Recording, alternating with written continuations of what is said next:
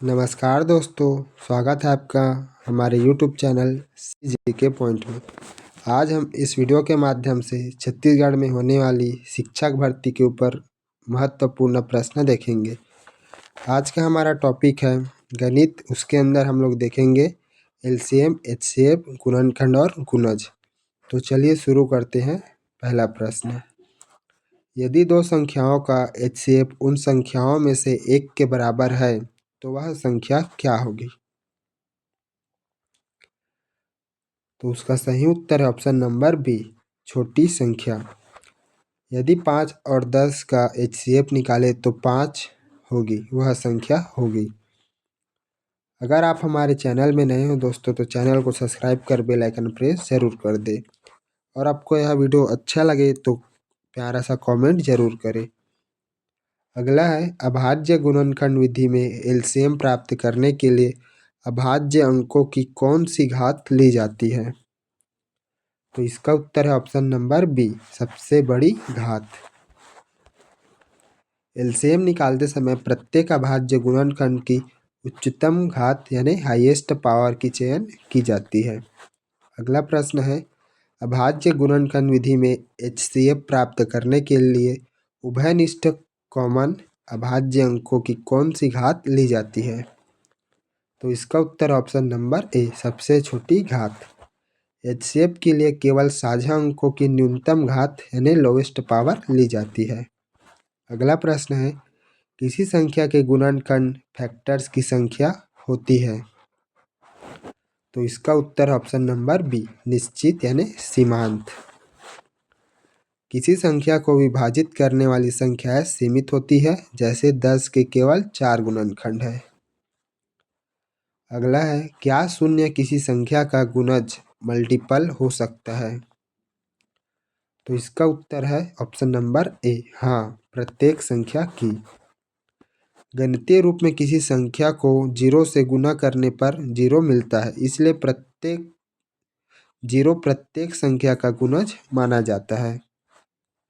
अगला प्रश्न है वह सबसे बड़ी संख्या जिसमें x और y को भाग देने पर शेषफल 0 आए, वह क्या कहलाती है?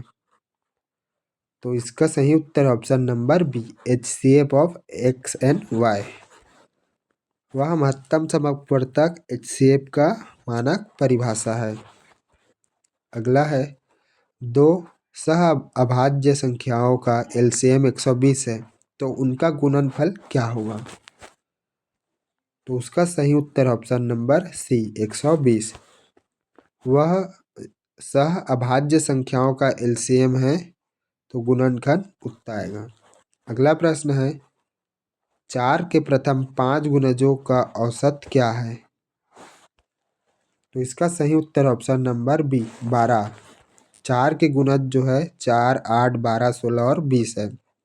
इसका योग है 60, और 60 का अगर औसत निकाले तो 12 आएगा। यदि दो संख्याओं का एचसीएफ 12 है तो निम्न में से कौन सी संख्या उनका एलसीएम नहीं होगा? तो सही उत्तर है ऑप्शन नंबर डी, 50। एलसीएम हमेशा एचसीएफ से पूर्णतः विभाजित होने चाहिए। 50 12 नहीं कटता। अगला प्रश्न है अपवर्तक फैक्टर का दूसरा नाम क्या है? तो इसका सही उत्तर ऑप्शन नंबर ए, भाजक यानी डिविजर। जो संख्या को विभाजित करे उसे भाजक या अपवर्तक कहते हैं। किसी संख्या के सभी गुणनखंडों का योग उस संख्या से होती है, खाली स्थान से होती है। तो इसका सही उत्तर है ऑप्शन नंबर बी, हमेशा बड़ा या बराबर। क्योंकि संख्या स्वयं भी अपना एक गुणनखंड होती है, इसलिए योग हमेशा संख्या के बराबर या बड़ा होगा। अगला प्रश्न है घातांक वाली संख्याएं जैसे 2 स्क्वायर 3, 2 स्क्वायर 5, 2 स्क्वायर 7 का एचसीएफ क्या होगा? इसका उत्तर ऑप्शन नंबर बी, सबसे छोटी घात वाली संख्या। समान आधार होने पर न्यूनतम घात यानी स्मॉलेस्ट एक्सपोनेंट वाली संख्या एचसीएफ होती है। अगला प्रश्न है घातांक वाली संख्या है जैसे 2 का स्क्वायर, 3 का स्क्वायर 2, 3 का स्क्वायर 4, 3 का स्क्वायर 6 का एलसीएम क्या होगा? तो इसका सही उत्तर ऑप्शन नंबर ए, सबसे बड़ी घात वाली संख्या। समान आधार होने पर अधिकतम घात वाली संख्या एलसीएम होती है। अगला प्रश्न है 15, 30 और 45 का एचसीएफ क्या है?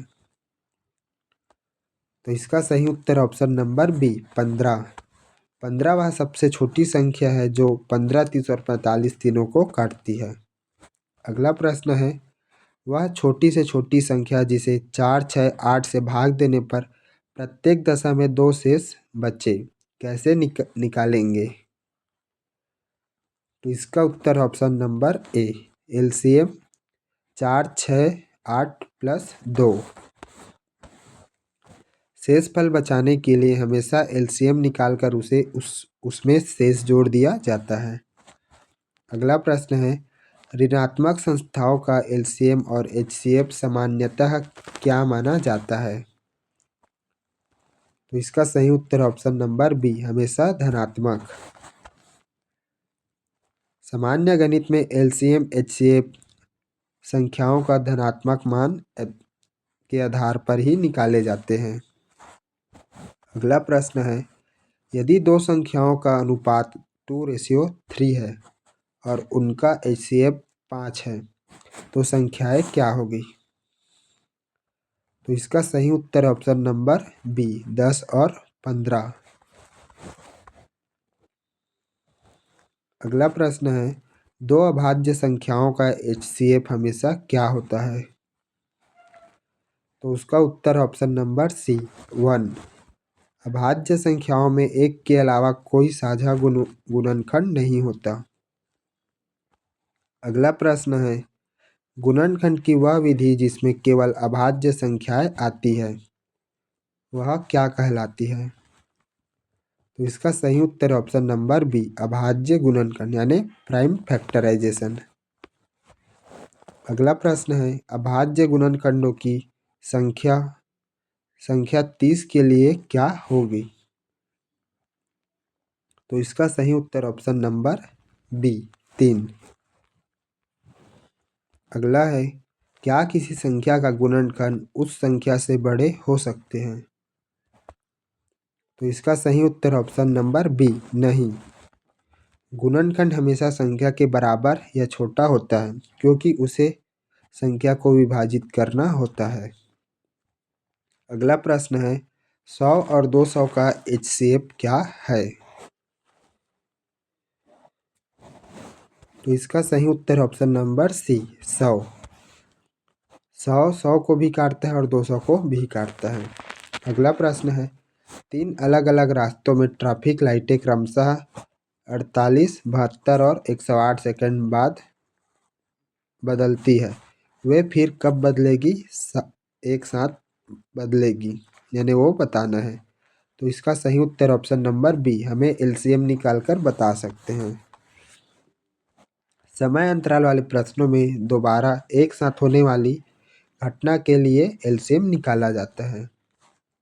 तो इसका अगला प्रश्न है वह बड़ी से बड़ी संख्या जिनमें 25 और 35 को भाग देने पर शेषफल 0 आए। तो इसका सही उत्तर ऑप्शन नंबर बी, 5।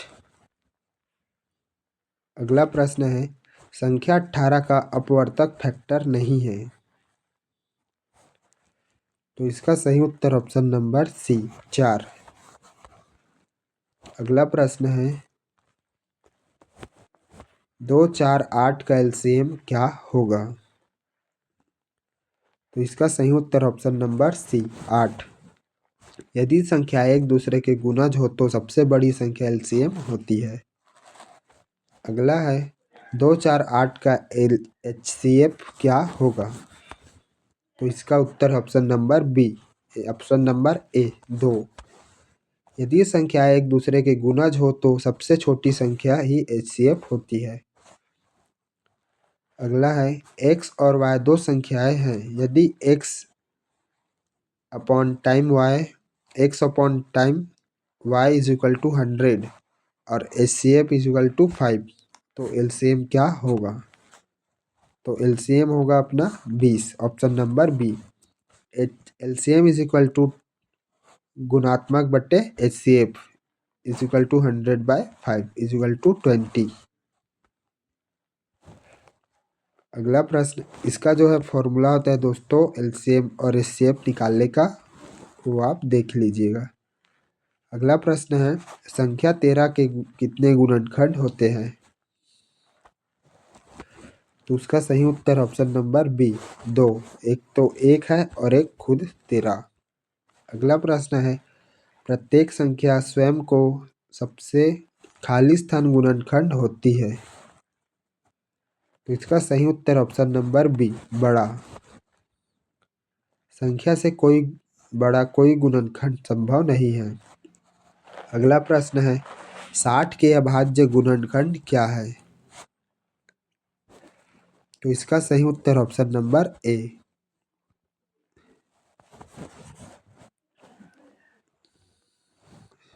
अगला प्रश्न है, किसी संख्या के प्रथम 10 गुणजों का योग निकालने का सूत्र क्या है? तो इसका सही उत्तर ऑप्शन नंबर ए, n और टाइम्स इक्वल टू 55। अगला प्रश्न है, 7 के प्रथम 3 गुणजों का योग क्या है? तो इसका सही उत्तर ऑप्शन नंबर बी, 42। 7 के जो 3 है, 7 है, 14 है और 21 है, तो इसका योग है 42। अगला प्रश्न है, 12, 15 और 21 का HCF क्या होगा?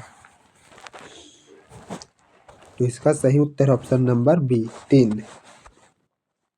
3 वह सबसे बड़ी संख्या है जो तीनों को एक साथ विभाजित कर सकती है।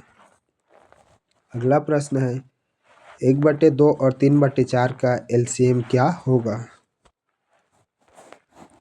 तो इसका सही उत्तर ऑप्शन नंबर ए, 2/3। अगला प्रश्न है, 2/3 और 4/5 का HCF क्या होगा? इसका सही उत्तर ऑप्शन नंबर बी, 2/15। अगला प्रश्न है, विभाजन विधि यानी डिवीजन मेथड से एलसीएम निकालते समय संख्याओं को किस क्रम में लिखा जाता है? तो इसका सही उत्तर ऑप्शन नंबर सी, एक पंक्ति में अल्पविराम कॉमन लगाकर। संख्याओं को कॉमा लगाकर लिखा जाता है और अभाज्य संख्याओं से भाग दिया जाता है। अगला प्रश्न है, यदि किसी संख्या की का इकाई अंक 0 है तो वह निश्चित रूप से किसका गुणज होगा? तो उसका सही उत्तर ऑप्शन नंबर सी, 2, 5 और 10 तीनों का। अगला प्रश्न है, वह संख्या जो अपने सभी गुणनखंडों स्वयं को छोड़कर के योग के बराबर हो वह क्या कहलाती है? तो इसका सही उत्तर ऑप्शन नंबर बी, संपूर्ण संख्या यानी परफेक्ट नंबर। जैसे 28 के गुणनखंड 1, 2, 4, 7, 14 है और इनका योग 28 है। अगला प्रश्न है, प्रथम संपूर्ण संख्या यानी परफेक्ट नंबर कौन सी है? तो इसका उत्तर ऑप्शन नंबर डी, 6। अगला प्रश्न है, 25 के गुणज हमेशा किससे प्राप्त होते हैं? तो इसका उत्तर ऑप्शन नंबर सी, 0 या 5 से। अगला प्रश्न है, 9 और 10 का एलसीएम क्या है? तो इसका सही उत्तर ऑप्शन नंबर सी, 90। अगला प्रश्न है, यदि LCM is equal to HCF हो तो संख्याएं क्या होगी? इसका सही उत्तर ऑप्शन नंबर बी, समान। अगला प्रश्न है, महत्तम समापवर्तक शब्द में समापवर्तक का अर्थ क्या है? तो इसका सही उत्तर ऑप्शन नंबर बी, समान गुणनखंड यानी कॉमन फैक्टर। अगला प्रश्न है, लघुत्तम समापवर्तक शब्द का समापवर्तक का अर्थ क्या है? तो इसका सही उत्तर ऑप्शन नंबर बी, समान गुना जाने कॉमन मल्टीपल। अगला प्रश्न है, एक संख्या संख्या एक के अतिरिक्त किसी भी अभाज्य संख्या के कितने अपवर्तक होते हैं? तो इसका सही उत्तर ऑप्शन नंबर बी, 2। अगला प्रश्न है, संख्या 10, 20, 30 का सबसे बड़ा संज्ञा गुणनखंड क्या है? तो इसका सही उत्तर ऑप्शन नंबर सी, 10। 10 तीनों को विभाजित करने वाली सबसे बड़ी संख्या है। अगला प्रश्न है, 50 के कुल गुणनखंडों की संख्या क्या है? इसका सही उत्तर ऑप्शन नंबर सी, 6। 50 का जो गुणनखंड है वो 1 है, 2 है, 5 है, 10 है और 25 और 50। अगला प्रश्न है, किसी संख्या का आधा यानी 1/2 उसका क्या कहलाता है? तो उसका सही उत्तर ऑप्शन नंबर बी, गुणनखंड। यदि संख्या सम है तो उसका आधा उसे पूर्णतः विभाजित करेगी।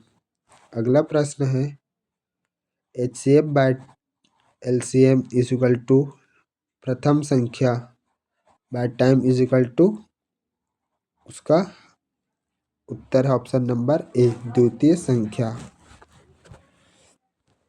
यह दो संख्याओं और उनके LCM बाय HCF के बीच का पद्धति संबंध है। तो इसी के साथ ये वीडियो हमारा ख़त्म होता है दोस्तों। अगर आपको यह वीडियो अच्छा लगा तो प्यारा सा कमेंट और एक लाइक ज़रूर करें। अगर आप हमारे चैनल में नए हैं तो चैनल को सब्सक्राइब कर बेल आइकन प्रेस कर दें ताकि हमारी आने वाली सभी वीडियो आप तक पहुंच सके। मिलते हैं अगले वीडियो में दोस्तों, तब तक आप हमारे चैनल में विजिट करके हमारे और वीडियो देख सकते हैं।